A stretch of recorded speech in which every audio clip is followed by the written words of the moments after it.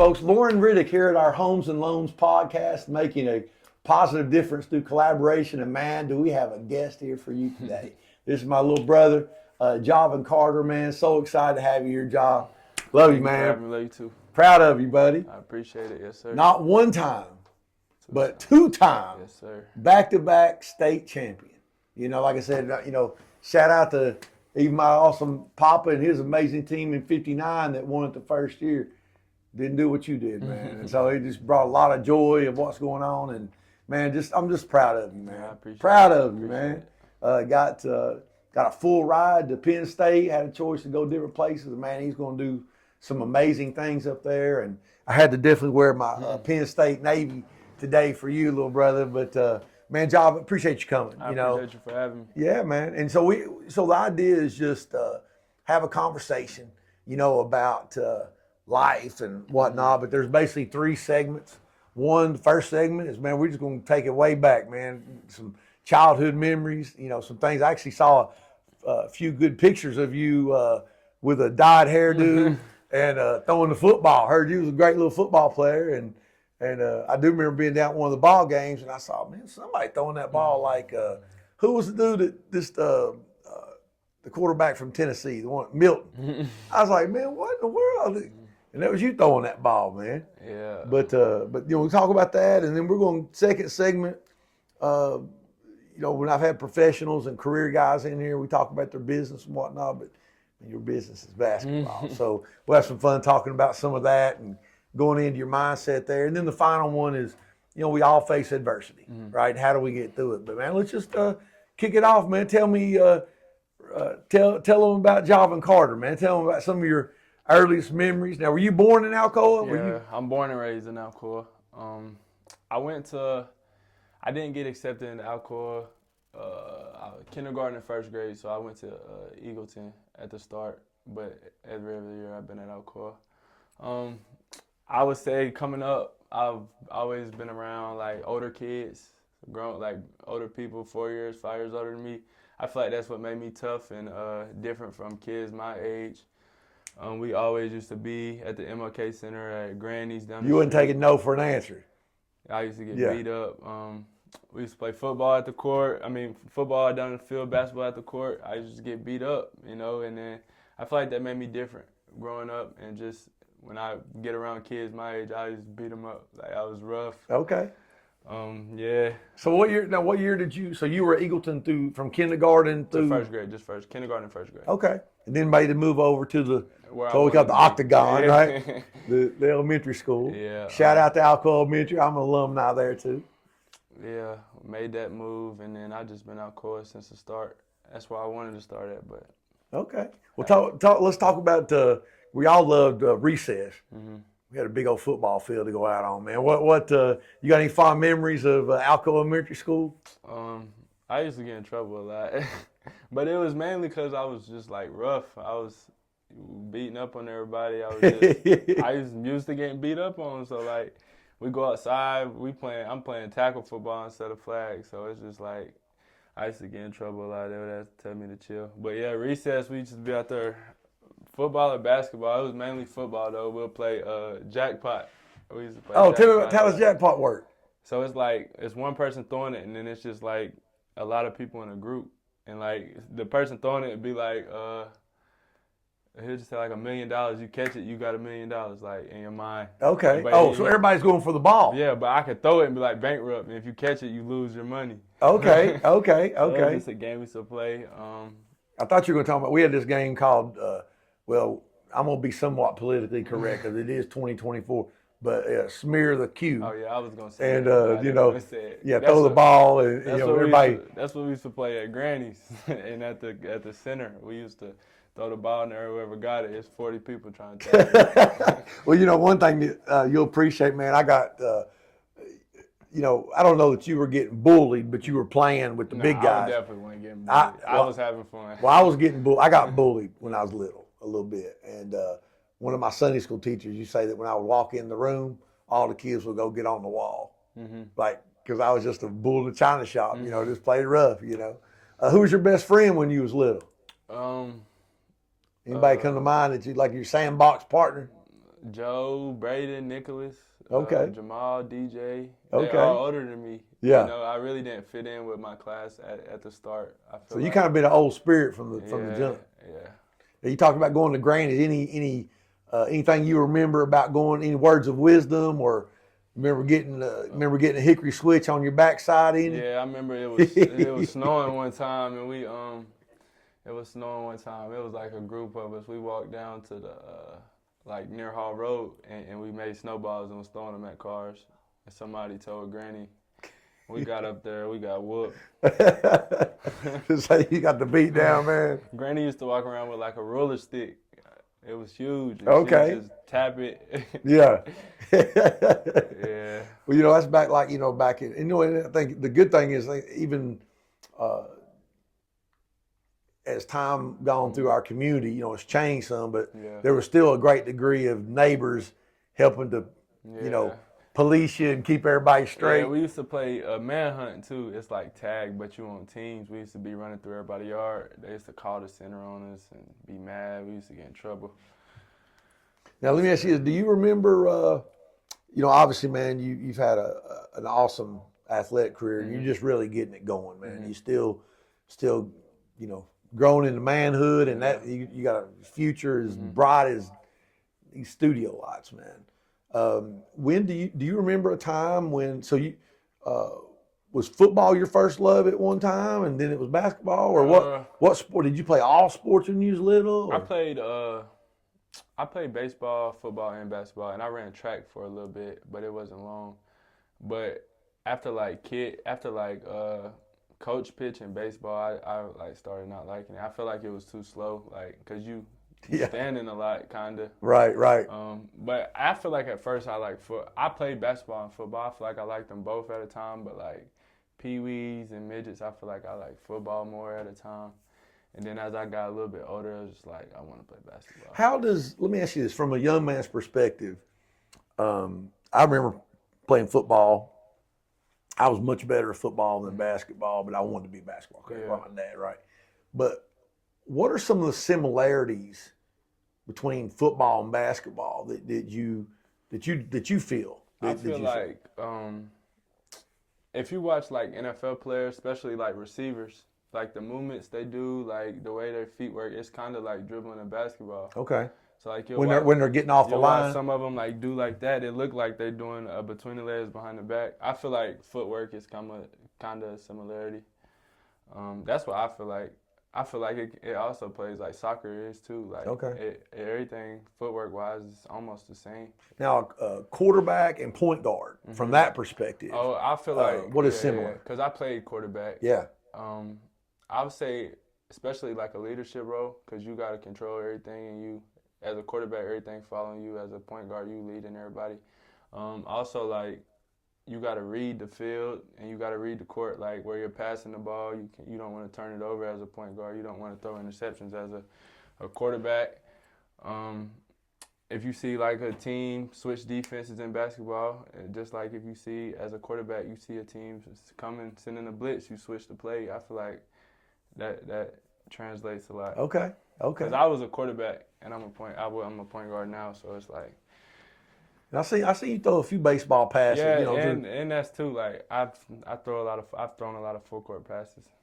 Yeah, absolutely, man. So when you were playing, were you always ahead of everybody else? Were you a late bloomer a little bit, and then you just really started coming on, or do you always remember yourself being a little more talented than the people around you? I feel like until 6th grade, I feel like I was basketball and football. I was a little more ahead just from being around older people and playing against older people. And I feel like at that age, everything under 6th grade, it's football and basketball, baseball, whoever the most athletic kid gonna be good. Because in football, if you super fast, you can go score in peewees and stuff. In basketball, if you can make layups and you fast, you're gonna be good. But I feel like in 6th grade, 7th grade, as you go into playing AAU and these kids, they already 6'3", 6'4", and it's you're level or you're under now. Yeah. So you mentioned there was a point to where maybe you liked football better, and then basketball kind of took the precedent in your heart, right? Your vision. Mm-hmm. Do you remember when that happened? Was it a point? Was it a game? Was it just you woke up one morning and that's kind of what you were feeling, or? I feel like also at 1.2, Makai played basketball, so I grew up watching him. Big brother. I only watched him. Shout out Makai. He played baseball coming up too, but he hit middle school, I think, and it was just straight basketball. So I watched basketball more than I watched football. But I feel like 6th grade, 7th grade, because at one point I didn't even play middle school football, and I think it was my 6th grade year.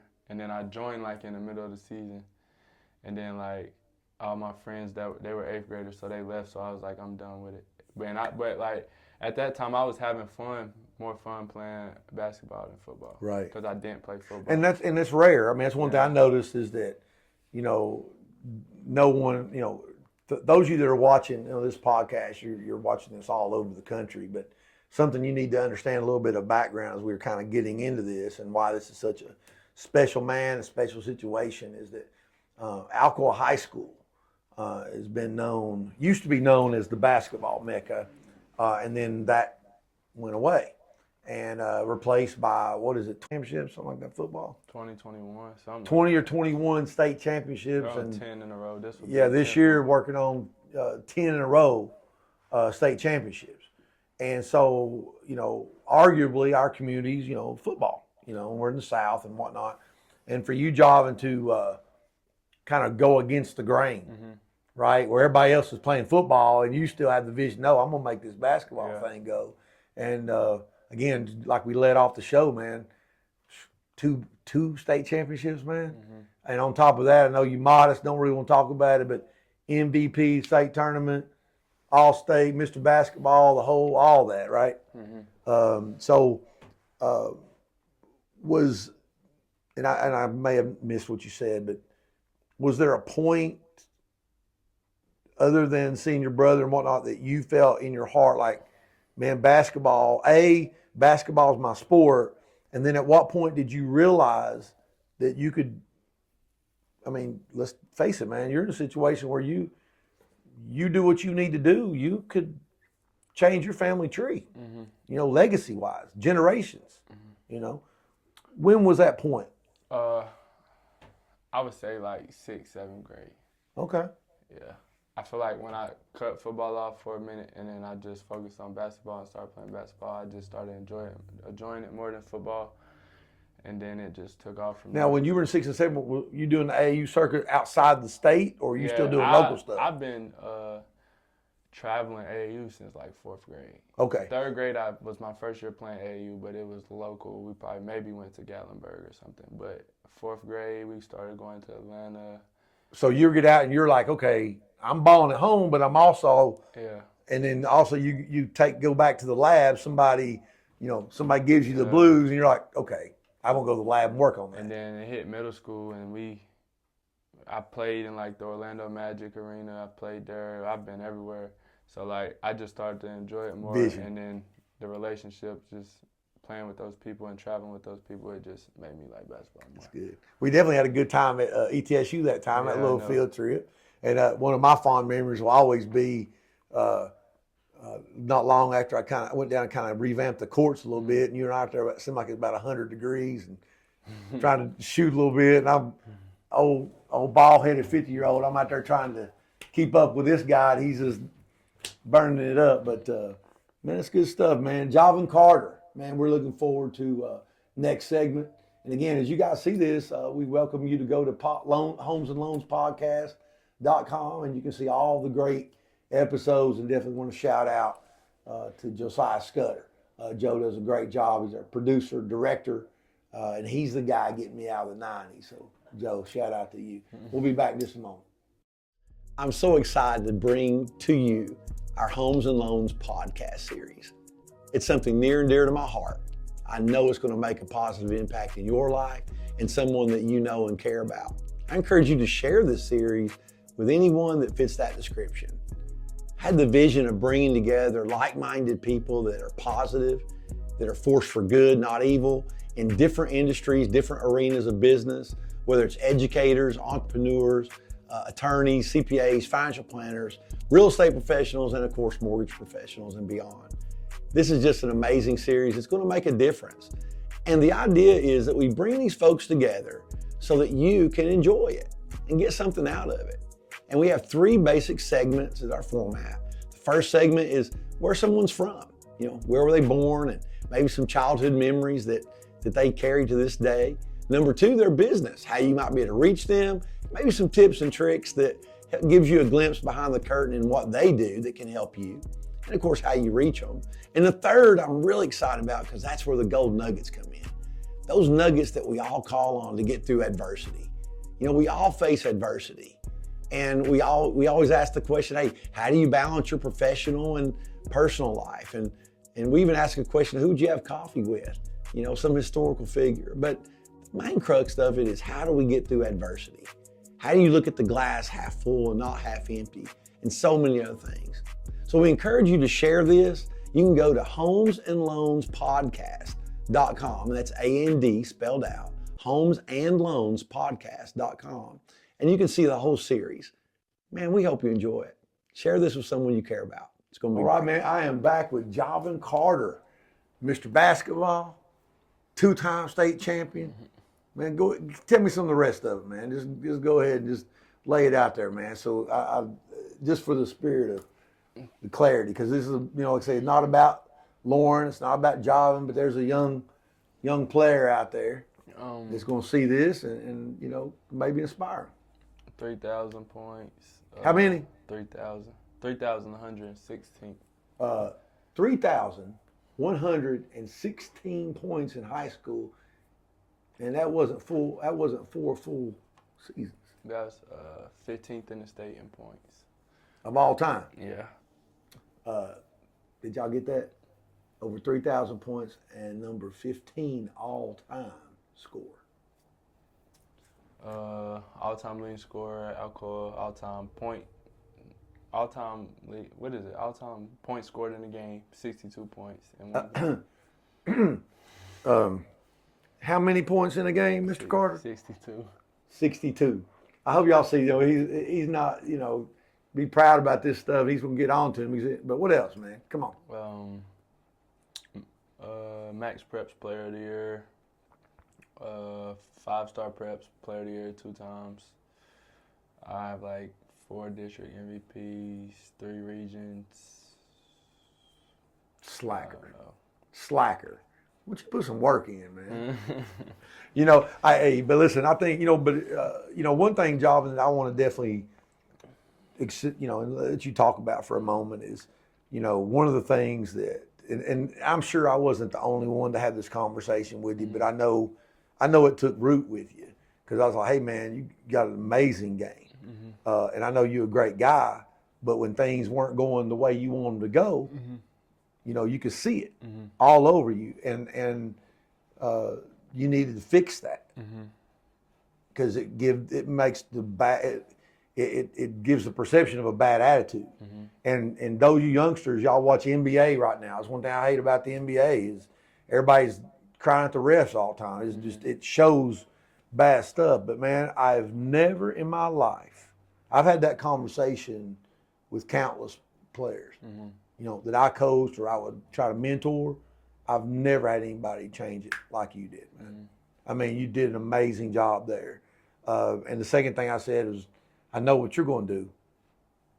Can you bring everybody with you? Yeah. And you did both things extremely well. So you want to touch on some of that? What was the catalyst that just, because you had a remarkable turn. I mean, it was like flipping a switch, dude. Like, seemed like your freshman, sophomore year, there was a lot of that. And I saw none of that. I mean, I saw one snip of that, and that was this past year in the state tournament when you felt like you were carrying the whole world on your shoulder. You're like, y'all come help me, but which needed to be done. I feel like it just came with growing up and maturing, you're going to go through stuff, you're going to deal with stuff, you can't just let it show, you can't just let it beat you up. I feel like I went through some things that made me grow up fast and made me get on the right track and made me fix my purpose and stuff. And I feel like that helped me in the long run. But yeah, I feel like it just came with growing and maturing and just having to. You can't let everybody see like you off right now. You gotta. And it came with leading. You know, as the player I was for Alcoa, I can't show my body language like that because if somebody else see that, they're gonna feel like they can do that too. Whether they're on your team or the youngsters watching. Mm-hmm. So if you could look out and just tell if there's someone out there that they're up and coming and they've heard that hey man, you can't let your attitude show or whatever. And listen, I know that you would agree you've had a blessed life, man. You got a mother and a father that loves you, a community that loves you, your brother loves you. Just a lot of people long before you started pumping points in, right? And there's folks, man, they ain't had it that easy. They may have some rage in them. They may have some stuff in the belly that they need to deal with. What would you recommend they could do to maybe help themselves if you could speak to them? Because this will long outlive us. I feel like one thing everybody or people who have mentored me always told me is like somebody's always watching. Somebody is always watching you. So like every move, everything you do, every step you take, somebody's watching you. So you don't want to leave a bad impression on anybody. So I feel like that stuck with me for a long time, especially as a kid who's trying to get recruited and play at the next level. I can't come in this gym and have a bad attitude because what if somebody's in here I don't know somebody at the next level and can help me and put a word in. So I feel like that's just life, period. You got to, no matter what you're going through, no matter what you're dealing with, you got to have a positive attitude and take on your problem or whatever you're dealing with the best way you can. It's good. Well, that is one very stark difference between football and basketball, right? If you're in a football field, you got the helmets, you can take your anger out on somebody. Nobody, you can be doing anything, man. Nobody's going to see you. You're in a basketball, you're on display for everybody. There's no hiding. No hiding. That's good. Well, let's talk about, I don't know, maybe just a couple different things. But, one of the things that I love about your game, I mean, number one, I was a shooter. I would call myself a shooter and worked with a lot of kids. Man, I tell you, Jahvin, you've got, I don't want to say perfect because you want to keep working on it. No, definitely. But you got a dang near as perfect of a stroke at this stage of your career. You hadn't even got into college yet.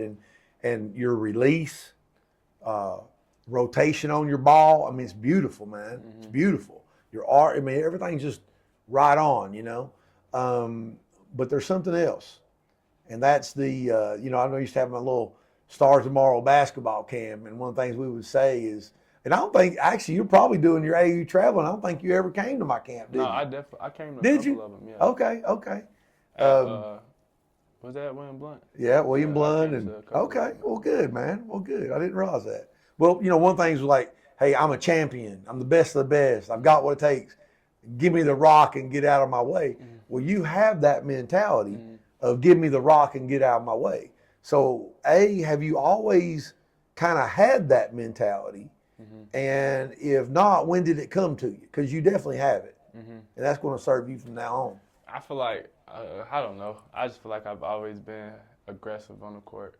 Like, since I just started playing, like, when you little, everybody just want to score. So I've always been aggressive and just trying to score. Okay. So I feel like, that stuck with me. And you playing with the older boys, you had to be aggressive. When you get the ball. Right. So, right. Yeah, I feel like that's just been my mentality since I was little. Well, and I think one thing, too, I will tell you that,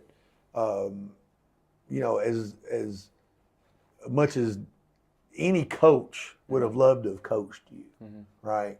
Because you're special. And I knew in my spirit, I knew that you guys had what it takes to do what you did. But Coach Collins, we want to give him a shout out because, he definitely, I feel like he did a really good job in many things. And one of the things, even more than I would have, like, dude, if you wanted to come down and take one dribble past half court and just shoot one and see if it goes in, in my day, shit, even if it goes in, your ass is coming on the bench, you know what I mean? But talk a little bit about your relationship with Coach Collins and how he helped you get, because I think that's important. He kind of helped you be free, but also be within the system. Coach Collins, one thing about him, he trusted me from day one. I feel like before I even played a high school game, we had a meeting and just talked about everything and my goals for high school. And I feel like he just gave me the keys at the start, and that's kind of crazy for a freshman coming in. That's any coach for any school, like they don't do that. So for him to put trust in me, like I had to give him all my trust and listen to what he says and everything. He's mentored me a lot, and he's helped me as a kid going into a man and as a basketball player. That's good stuff. Talk about your teammates, man. What? Because I know you're sitting there smiling. I know you're gonna miss them. Because one thing that I will tell you that my college guys, we had 4 straight championship runs, NCAA tournaments, and all that. And when you have a special team like you guys had. You're doing it for each other, for love, for the community. And then it becomes more of a business as you get older. And then when you get on into the pros, it's a whole nother thing. When you think about your teammates, man, what comes to mind? What do you start thinking about? So much memory. Like everybody just, we had a team where everybody just connected and bonded. Like it wasn't nobody that was just off to themselves. Like everybody wanted to be around each other. Everybody laughed and played. We could joke with each other. So it was like when we got on the court, when you have a bond like that, it's just more of like business. Like you don't even have to, like when we got to state, you don't even have to say nothing before the game. Like we know what we're supposed to be doing. Right. Like it's, all the jokes are off, let's go. Like, and that just made it easier to play with everybody, And that gave you additional strength on top of what you already had to be like, these guys are, I know they're coming with me. Yeah. And that just made me, the relationships off the court made us trust each other more on the court. So, I knew he was going to be there for me, and he knew I was going to be there for him. So, like, just talking in terms of everybody, that just made it easier to play with everybody. And it was one thing, like Coach always said, is to have fun while we're playing, and that just made everything better. Well, I know one of the things that I'm sort of just thinking about it is, it was almost like one of the things that I enjoyed about your game in this year, and especially this year, but it was kind of like you let the team do what they need to do. Mm-hmm. You didn't really have to carry them from the beginning of the games. And a lot of times, sometimes you did. When it's nut cutting time, man, you're like, you step up. Mm-hmm. And for those of you that don't know, the first championship, just kind of replay it. Well, there's 12, 13 seconds left in the game, 1 point down, and Jahvin gets the ball and drives the whole length of the court and ends up shooting a reverse layup in the lane with less than a second left on the clock. And we laugh because Lucy did a Holy Ghost fallout, after you hit it, but my daughter. Man, I know you guys will always be close. Mm-hmm. And the thing that I will tell you is that I know from my dad's point of view, I always heard about that 59 team. Mm-hmm. And so you guys are legendary. Mm-hmm. And so when you talk about your teammates that are staying, what message did you tell them or have you been telling them knowing that you're about to leave and maybe even some of the little guys that come up and want the autographs and stuff?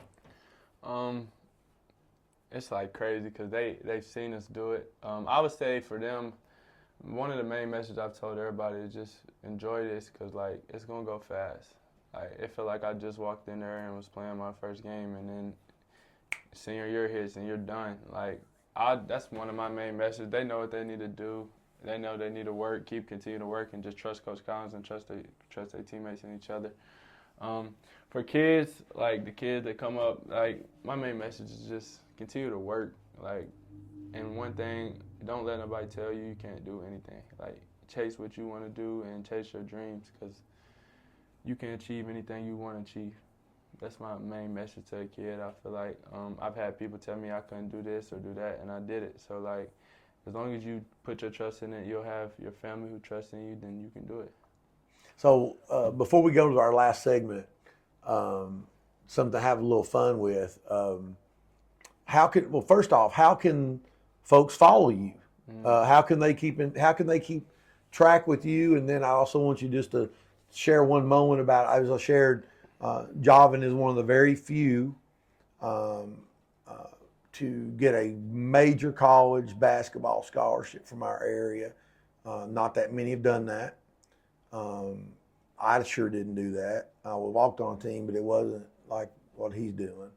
And, just what was it about Penn State that made you feel like that's home, that's where you need to go?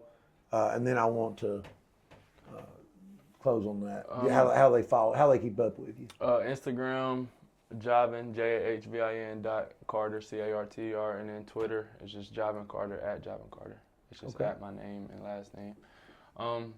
With Penn State, being from Alcoa and being from a small community in town, like, what does it feel like? Everybody's a family. So I feel like just when Coach Rose and the staff reached out, it just clicked right away. Like, I had that right feeling. It felt like he felt like a family. He felt like I've already known him, and just our relationship grew from that.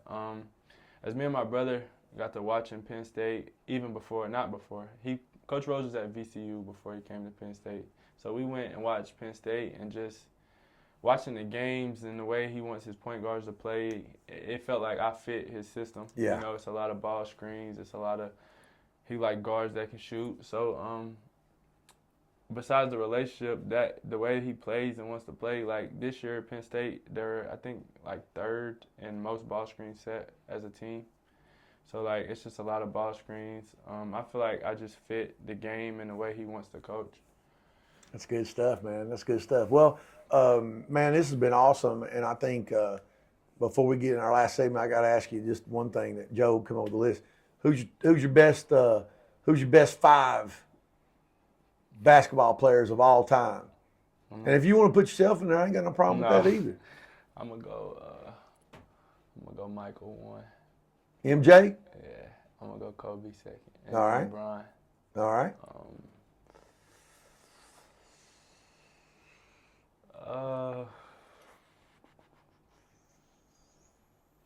I don't know. You got a big in there? Yeah, I'm gonna go Shaq. All right. And then I'm gonna just go Kyrie because that's my favorite player. Okay. Uncle Drew. That's good stuff, man. Hey, Jahvin Carter, my little brother. I'm so proud, man. Coming right back for our last segment. Hope you guys are enjoying it. And again, we appreciate you being a part. Hey, folks, I just want to take a moment and thank you for looking at our podcast. I hope you're enjoying it. We truly have enjoyed putting it together for you. And I want to take just a moment to talk about the Lauren Riddick team, Homes and Loans. My mortgage practice has been going around for over 25 years at the time that we're putting this together. And I'm so proud of that. We've been able to help clients and referral partners all over the country. Texas, California, Colorado, Washington State, Florida, everywhere in between. And of course, our beloved home here in the East Tennessee Smoky Mountains area. I love helping our clients. Whether it's a home or a loan, we'd love to help you. Now, my mortgage practice specializes in traditional forward lending, whether you need VA, FHA, rural development, conventional, we absolutely can help you. But I want to take a moment to talk about something near and dear to my heart, the often misunderstood, wildly popular home equity conversion mortgage, reverse mortgage. Now that's available for folks that are 62 years or better, for yourself or someone that you know that you care about, that needs to know about this amazing program. Whether you want to use it as a leverage point to give warm-handed gifts instead of cold-handed gifts, live more independently, and make sure that you're not burdening your family, or just put together a line of access that you can use for down the road that has unbelievable benefits. Love to share with you more about this amazing program. And just in short, how cool would it be to have an optional payment that did not have to get paid back until up to 1 year after you pass away, or up to 150 years of age? Be pretty cool. Therefore, letting the house owe the debt and not you. It's been over 1 million facilitated since Ronald Reagan got behind in the late 80s, including my beloved parents, Jim and Edna Riddick. Hey, if you want to know more, go to reversewisdom.com. That's reversewisdom.com. There's a lot of good information. Or just reach out. We'd love to share more about this amazing program or some of our more traditional mortgage products. Of course, real estate as well through my lovely wife, Missy. All right, man. Hey, back with our Homes and Loans podcast, where we're making a positive difference through collaboration. And man, I got my little brother Jahvin Carter, future Penn State Nittany Lion and beyond. You know what your number's going to be at? 0. Nice. Agent 0, huh? 0. All right. Did you pick that? Yeah. Okay. I had to pick from, like it was 4 seniors that are staying, so of course, they already had their number. And one of them was 2, 3, and like 4. And there was another one. So I could have got like 0, 5, 6, or 7, because they're allowing 6, 7, 8, and 9 now. But I was like, why not get 0? Yeah. I like it, man. I like it. So this is our segment, Jahvin, that everybody, man, regardless, I mean, you're the youngest, at least chronologically, of anybody that's been in our studio, and may be. But we all can learn from each other, right? We're all taking notes. When you have adversity, you mentioned that you've had that in the past, and you will have some coming. What do you call on to get you through adversity? How do you get through that? I would say praying is one of them, and just being around people that make you happy and will guide you, and talking to people that can guide you and help you through adversity. And one thing, like, when adversity hits, you need to do the things you love. Like, when adversity hits in basketball, I need to go to the gym and just stay in the gym and just keep working and get through it, and stay around people that make me happy and talk to people that make me happy and people that will guide me and keep good vibes and good words in my ears. I feel like that's what you do when adversity hits. Well, I know, like, I saw something. I was very impressed, man. I don't know if it was local news. Somebody did a story on it. And, man, you were very open about your faith. So, to the degree that you'd want to, what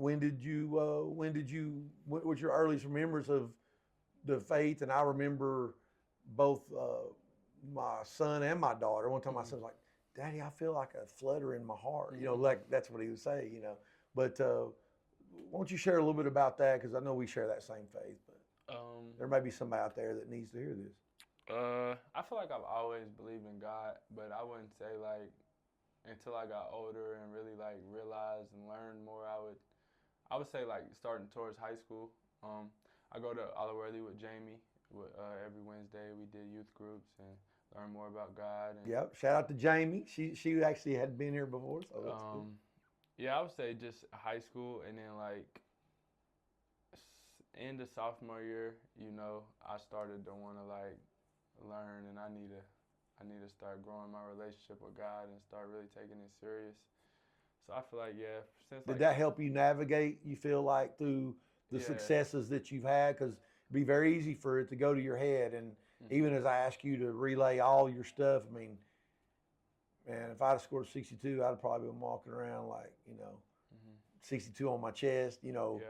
And I feel like God has just taught me a lot of lessons, like, and timing. I feel like my junior year we won. I didn't win Mr. Basketball, and I feel like I won that. I feel like I felt like you were deserving of it. Yeah, and I was dealing with, like, mental stuff around that time and other problems. I feel like God blessed me when I was ready. We won as a team, but, like, this year I won Mr. Basketball, and I was happy this year. I wasn't dealing with nothing. It was just school, basketball, being happy, being around my friends, just enjoying my senior year. And I feel like he blessed me when I was ready for it. Okay, that's good, man. So his timing's always perfect, right? Yeah, definitely. So you mentioned Jamie, Miss Delaney. You've been going there for a while. Yeah, and, like, growing up, I've always been around Jamie because she's been doing the little youth group since Makai was little. Okay. Well, middle school. So I've always known Jamie. That's like a... It's my cousin. Yeah, I know. That's like a... Shout out. Like, if I had to pick somebody to be another mom for me, it would definitely be her. Any lesson, any single lesson that you think of what she shared with you or enlightened you to? Anything that just comes to mind that, like, man, that'll be with me from the rest of my days? I don't know. She's taught me so much. I really don't know off the top of my head. Love. Yeah. Well, when you can say second, she would be a second mama, and your mama Claire. Shout out to Claire and Big Jake and Makai. But that's good stuff. One thing about Jamie, like, she tries to make everybody happy around her, no matter what's going on with her or what she's dealing with. She's gonna try to make everybody happy and do what's best for everybody. She puts others before herself, so definitely love Yes. and encouragement for sure. So one thing that we all struggle with, man, how do you balance professional and personal life? In other words, how do you separate or deal with or balance Jahvin the human being and Jahvin the straight up cold assassin baller? You know, as I mentioned before, you're our Kobe Bryant, baby. It's definitely difficult because it's a lot of times you want to be a kid and want to do what everybody else doing, but it's like you have to sacrifice that, and to go where you want to go, you can't do what everybody else is doing. It is a lot of times where it's like people coming up and talk to me about basketball or walking up to me. It's just like sometimes I'd be like, in my head I don't really want to talk about it, you know, like I do it every day, so it's like I want to break, but you just got to do it, you know. You got to balance it out. You got to make sure your priorities are first and straight before you want to go do what everybody else is doing. And also, like, it'd be times where people have asked me for pictures. I want to talk about basketball, and I don't really want to, but I do it just because I know that I can change somebody's day or make somebody happy by doing that. And if I was in their shoes and I seen somebody that I looked up to and thought of, I would want them to say something back or take a picture with me. So I try to do my best I can to just do what And I you can. probably have you had a situation where obviously when you were little, we've all had this, you know, you've asked for somebody and they give you their autograph at the time, and you've Somebody asked and they don't, and they blow you off. Yeah. It's you not don't a ever want to good be that feeling. guy. Yeah, you don't. So yeah, I definitely try to do everything I can. So let me ask you as we close this thing out, you know, we talked about dealing with adversity.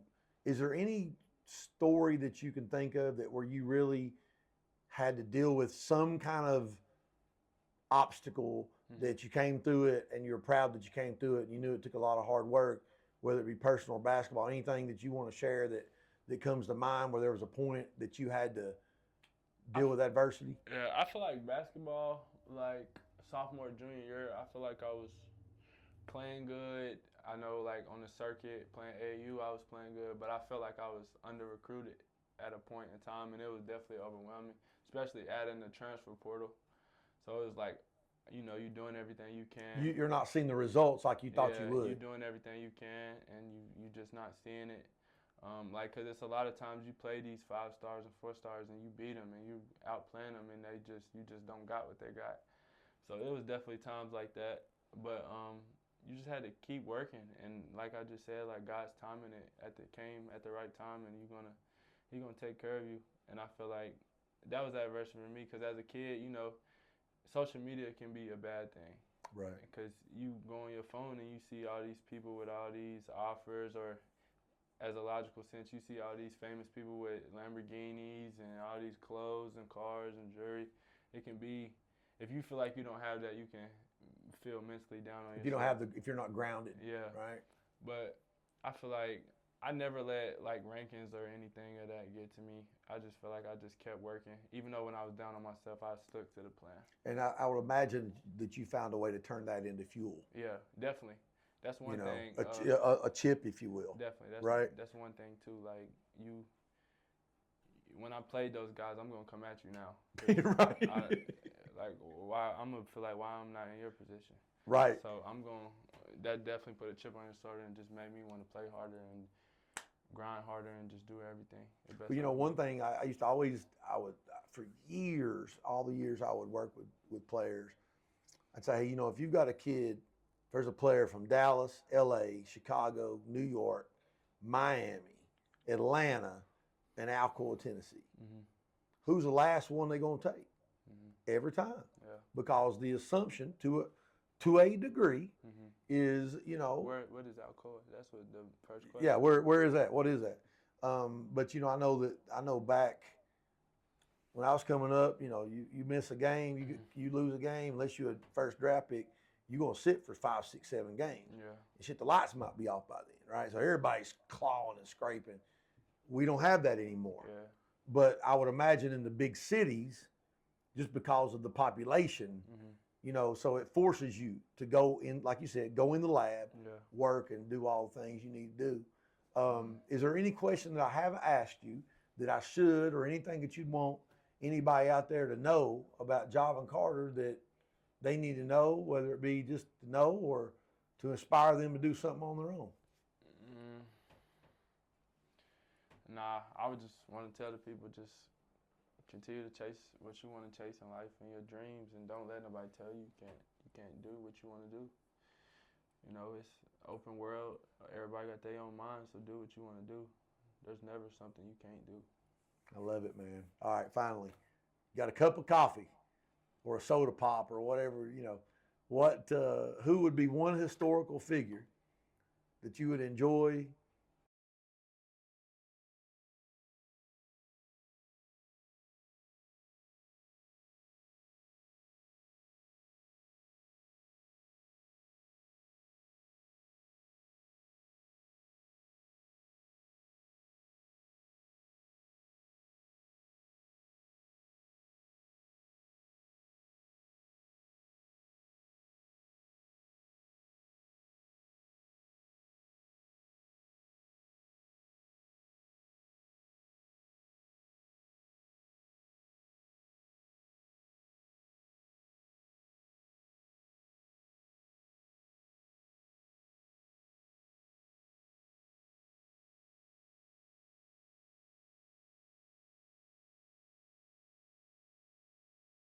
But yeah, Kobe's amazing. So finding out what made him the dog, right? Yeah. What made him have that mama mentality? Well, Because Ja- that mentality can carry you in anything in life. Like, it's not even got to be about basketball. oh yeah, without a doubt. Like, that can just be whatever you're working at, where your job. Like, his mentality was different, and that's why he was who he is. That's right. Yeah, well, I'm gonna tell you this. We may not make every dribble, shot, or pass, but loose balls, hustle, getting on the floor. That's what life's about. Yeah. But little brother, you could have fooled me because the way you play and the way you carried us to that back-to-back, it kind of seemed like you've been having coffee with Kobe every day, getting in his head, man. But folks, hey, listen. This is an awesome young man. I want you guys all to remember the name Jahvin Carter. Those of you that don't know, you're going to hear a lot of great things about it. He deserves everything that's going to be coming his way. And we'll be lifting him up in prayer and support from the LBC, Lower Blount County. Jahvin Carter, thank you. Thank I you. love you, man. I appreciate it. Appreciate you, man. Years. I've had my reverse wisdom for about 8 months. 12 years. 12 years. My reverse wisdom for 3 months. I've had my reverse wisdom for 4 months. I guess on about 5 months. I think it was 2013 or 2014. That'd be what, 11 years? Yeah, 12 years? 11 years, but Bev, how long have you had your reverse wisdom? 2 years, I think. Hi, I've had my reverse wisdom for 1 year. Mine for 10 years. Reverse wisdom for 5 years. Hi, we're Bev and Fred Wagner. We came to Tennessee about 17 years ago, and Lauren was our go-to guy. He was dependable. He was helpful. He fixed everything. He was awesome to us, and we have been with Lauren for 17 years. In the last couple of years, we realized that we could get involved with this reverse mortgage, and we've been very happy about it. With our extra money, just last year we celebrated our 50th anniversary and went to Alaska without the financial worry of it, and it's been awesome. And Lauren's been awesome. We love him. So we encourage you to all come aboard. Okay, I'm Jerry St. Clair. I've had a reverse for about 10 years, me and my wife Mercy. It was one of the best things we ever did. Lauren and his team are great to work with. We've been able to live in our dream house for all these years because of this reverse, and I would do it all over again. Thanks.